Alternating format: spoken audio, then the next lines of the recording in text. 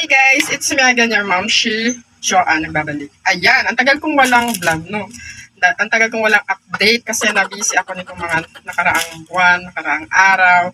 Ayan, so mag-a-update lang ako ngayon. Ayan, yung tindahan natin, okay pa naman. Narenew ko na yung permit niya for 2024. Ayan, nasa loob kasi yung permit, di ko na ilabas. Pipicturean ko na lang sa comment section. Ang binayaran ko lang ay quarterly. Nag-quarterly ako, hindi ako nag-full payment. Ano na, bali, January, February, March. Ayan, 3 buwan. Tapos, magre-renew ulit tayo ng April, May, June. Kasi, ang good news is, na-aprobahan na yung ating housing loan. Wait. Soon, lilipat na tayo. Gusto niyo yan? Gusto pa rin yan. Magkakaroon na tayo ng sarili natin tindahan. And napakatagal ko ng pangarap yun. Yung sarili ko, ako yung boss, ako yung masusunod, ganun. At ito na talaga, diba? 3 years na. Yan. Yung pagod mo, yung hirap sa pamimili, yung pagbabantay, yung pagbuhat, diba? Nakakawala ng pagod nung naaprobahan na tayo sa ating housing loan. Yes, panibagong bayarin, pero ano naman yun? Kumbaga, mapupunta naman sa atin soon, di ba? Kaysa irenta natin na hindi mapupunta sa atin. Kasi ayaw kasi magrenta kasi nakakakaba nung baka bigla kang paalisin or what. Tapos wala kang matiran, ganon. Kaya nagpursige talaga ako na kumuha ng bahay. Sa mga nagtatanong bakit ako kumuha, yun yung reason. Kasi nga, tagal namin, lagi kaming, simula bata ako, puro kami renta, ganon. Tapos kaya sabi ko pag nagkapamilya ako, gusto ko ng sarili kong bahay at sarili kong tindahan. At ito na yun guys, ito na talaga, malapit na. Konting kembot na lang. Target kong lumipat ay by the month of June kasi July ang pasukan.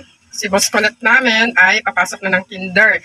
Gusto ko doon na siya mag-kinder para hindi na yung lipat-lipat, para makapag-adjust pa siya, ganon. Kaya sana, walang maging problema, makalipat na kami ng June. Ayan, yun ang good news. At ito tindahan, continuous pa rin, syempre, hanggat nandito tayo. Tapos, yung mga paninda na matitira, syempre, lilipat na lang doon kapag okay na yung bahay doon. At sasama kayo doon, gusto niyo yun? Ayan, sama-sama pa rin tayong kabuti ng ating mga pangarap. Kaya, sa mga may pangarap dyan, continuous lang na magtiwala at mangarap. Siyempre, gawa rin. Mangarap ka tapos di ka naman kikilos. Paano matutupad yung pangarap ko, di ba? Kaya yun lang, yun. Kaya thank you sa lahat ng mga sumama sa journey ko. Sa pag-abot ng aking pangarap na magkaroon ng sariling tindahan at bahay. Eto na yun guys, eto na. Ayan. Papakita ko yun sa inyo soon. Sama ko kayo doon, okay? Ayun lang. Kaya ang dami kong inasikaso nitong mga nakaraang araw. Nag-a-affiliate pa tayo. Ang dami ko pang video na pending. Syempre, continuous pa rin tayo doon. Kasi extra racket yun. Kailangan natin ng extra racket. Okay. Yan. Thank you, Lord. At natupad na yung isa sa pangarap ko. Pero hindi to yung last. Hindi to yung end. Ito lang yung simula. Okay? At tayo nabubuhay. Ito tayong ayan, may bumili lang. Habang tayo nabubuhay, ay, syempre, patuloy tayong mangangarap. Kasi, mangangarap pero gagawa. Okay? Kikilos, okay? Hindi yung mangangarap ka tapos tutulog ka lang. Uupo ka lang, diba? Paano matutupad yung pangarap mo?